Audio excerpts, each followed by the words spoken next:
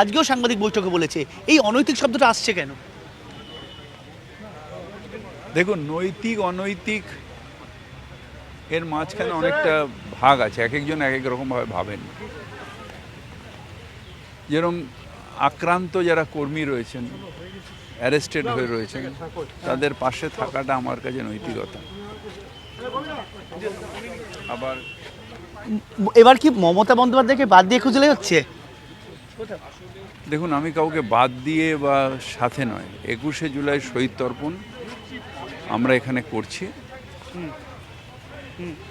শহীদ তর্পণ সবার জন্য, আমরা এখানে শহীদ তর্পণ করছি। তাকে কি আমন্ত্রণ জানানো হবে? শহীদ তর্পণ আমাকে কেউ আমন্ত্রণ জানায়নি, কোনোদিনই জানায়নি। সবাই স্বেচ্ছায় আসে। স্বেচ্ছায় আমরা আসি।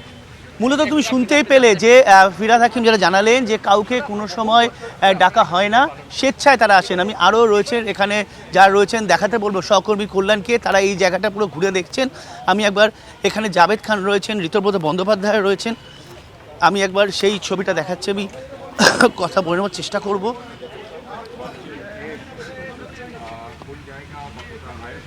সেই ছবি দেখতে পাচ্ছ, এবং এইখানে মূলত মঞ্চ কোথায় হচ্ছে, কিভাবে তৈরি হচ্ছে, সেই জায়গাগুলো মূলত তারা খতিয়ে দেখছেন।